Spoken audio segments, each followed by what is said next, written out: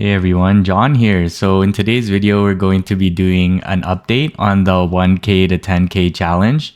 Currently, I'm sitting at 3.4K.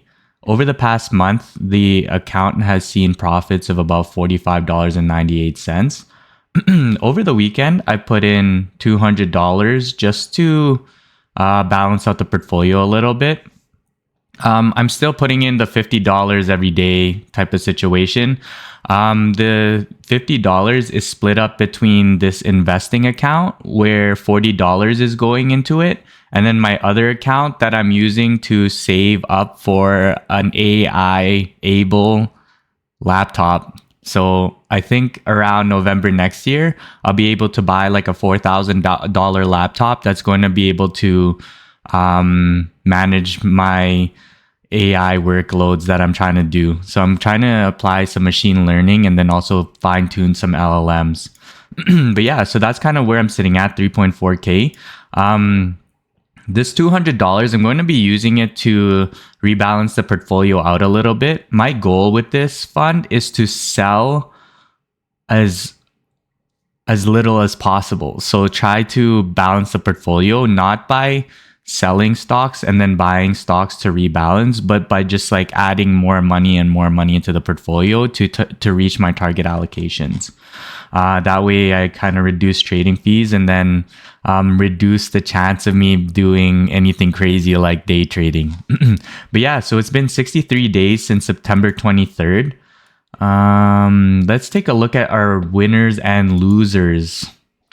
Ooh, but yeah, let me actually go over first what these stocks are. So let me see if I can zoom in here. So my top 5 holdings are ETFs. So there's VFV, VIU, VEE, and Tech, and then VCN. So these 5.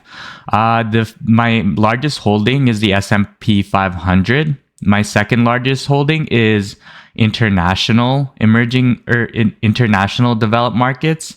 My third is the emerging markets, and then I have this tech ETF that I'm using to target tech specifically. I mean, it's kind of in the name.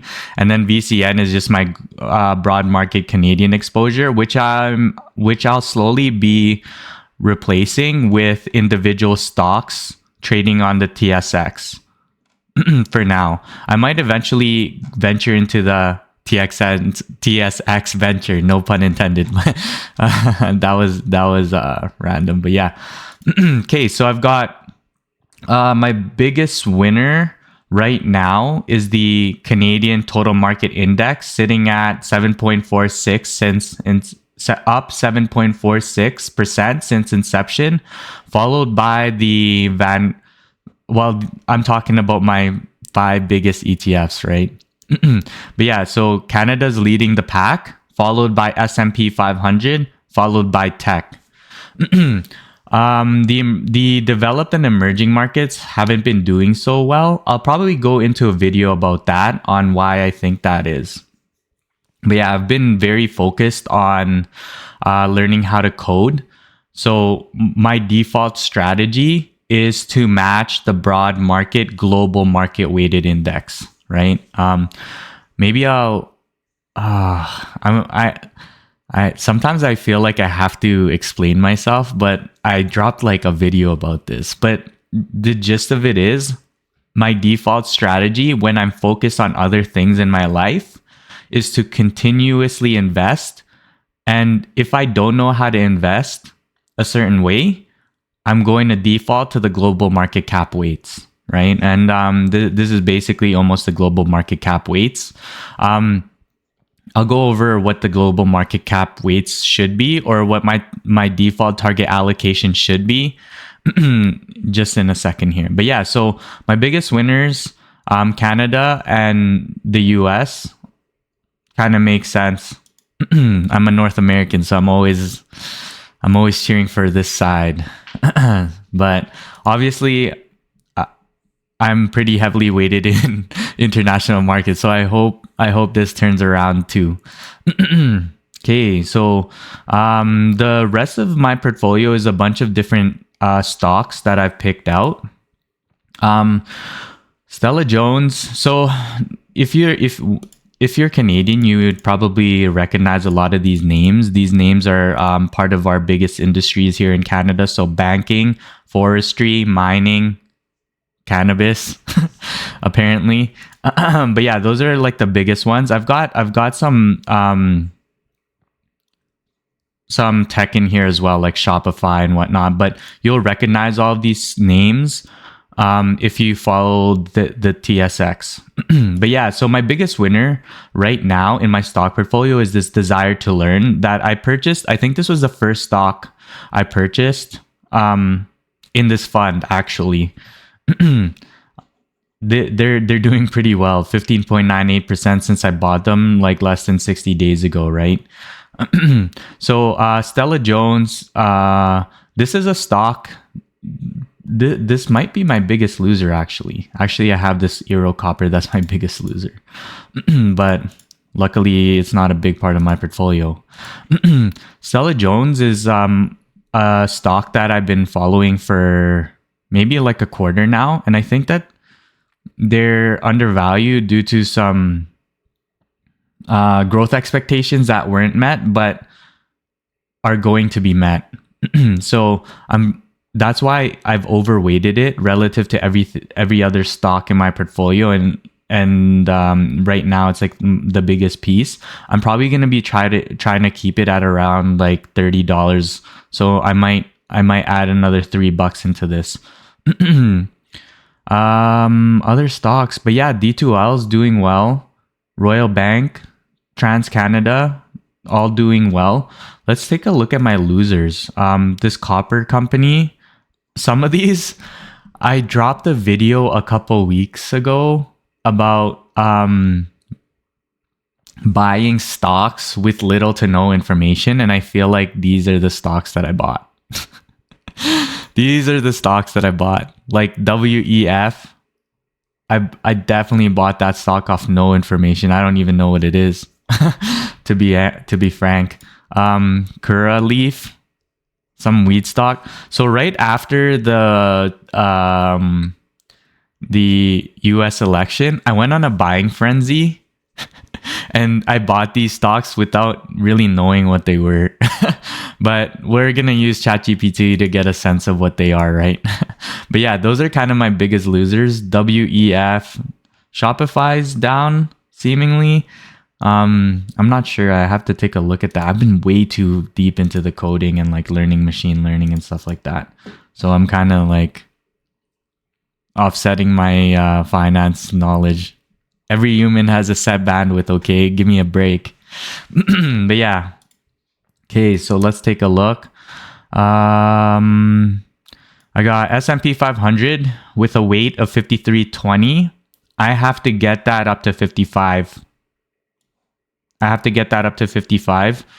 55 is just my estimate of the global market cap weight. You can estimate the global market cap weight yourself by going into the... let me take a look. Do I not have it? MSCI ACWI index. I don't have it in my bar. but yeah, so you could use this to approximate the global market cap weights. Let me show you where that is. But yeah, like you could see, US is 65.21%, Canada Japan 4.93, UK 3.2, China 2.84, Canada 2.74. I'm targeting 65 the global market cap is saying 65.21% weight towards the US, but right now I'm in Canada, so I think I can generate a little bit more alpha by knowing the Canadian market a little bit more. So that's why I'm overweight the Canadian market. So right now I'm targeting about 15% in Canada, and that's coming from 10% reduction in US weight. International equities, so Vanguard Developed Market ETF, I'm targeting 15% of that. And that's just a way for me to diversify outside of North America. right? Because like my VFV plus my TD Tech, if you look it up, it's almost 85% US stocks. So these two combined are almost like the 65% in the US. But like I'm very overweight Canada right now, like 70, or North America, my weighting is about 75%, right? Almost 80. But yeah, so I have emerging markets ETF. So this should be at 55. So in the next couple of weeks, I have to focus on investing in that until I hit that threshold. Then I'm going to be investing in the developed markets, trying to get that up to 50%. And then my emerging markets is at a good weight right now, just slightly above 10%. Okay, so the TD Tech, this one, I need to kind of relax with the deposits onto this one. Just because like, I'm really overzealous when it comes to tech. Every time I learn something new about tech, I just want to keep piling money into it. Every time. It's not even, it's like an anecdotal thing. I don't really look at the stock prices or like the growth. Just as I get more and more exposure into tech, I realize how powerful it is at scaling, right? That might already be priced in. Maybe that's my naivete, that maybe I'm just behind the market or something. Like I'm learning new things about tech that maybe the market already knows about tech. And then I'm starting to buy in, and maybe I'm just like at a place where I'm lagging, right? And I'm just overvaluing tech in that sense because of my naivete. But yeah, this needs to be at 5%. This needs to be at 5%. So this has to be 55. This has to be 15. This has to be 10. This has to be 5. This has to be 5. And then the rest of my stocks should be at about 10% of my portfolio. That's how I'm thinking right now. I'm trying to target Stella Jones at 1%. I'm just really bullish on that stock specifically. They sell power poles across the US, and they're just dominating the market.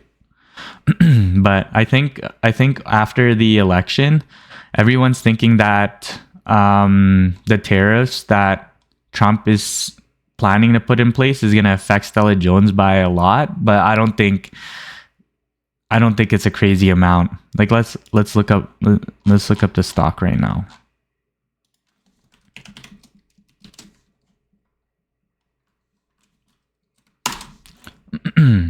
But yeah, now I'm starting to use my Python instead of going into Yahoo Finance API or Yahoo Finance. But yeah, like overall, I think I'm in a good place within my portfolio. I'm investing pretty consistently, so I'm happy about that. The other thing that I found was I had a hard time putting the money into this account this week. I'm not sure what was going on there with the email transfer system, but I was getting a lot of message about like email transfers were down, people can't see their account, stuff like that, but that's been resolved. So this like big jump is to compensate for like all the days that I couldn't email transfer myself. Right? And then yeah, I'm going to start putting $50 a day again instead of like big $200 increases. Okay, let's take a look at what's going on with Stella Jones. Just to give you a brief overview on what Stella Jones is. So since 2022, you're looking at 3 years of stock price history right here. So 2022 it was at $40. Right now it's trading at about, what is that, 70? But yeah, so you could see that it's been slowly but steadily rising. And then right after the election, there was a big drop, massive drop, right? But yeah, let's go over what the company does. Some information: market cap, $4 billion. PE ratio 12.38, trailing 12 months. Forward PE 12.3. Price to sales 1.16, price to book 2.17, dividend yield 1.58, return on equity 18.39%. Yeah, which is pretty high for a company that's like, wait, what? Where the heck did that go? Whoops. It's this one. Okay, the other thing I have to do this week is organize all my Python files.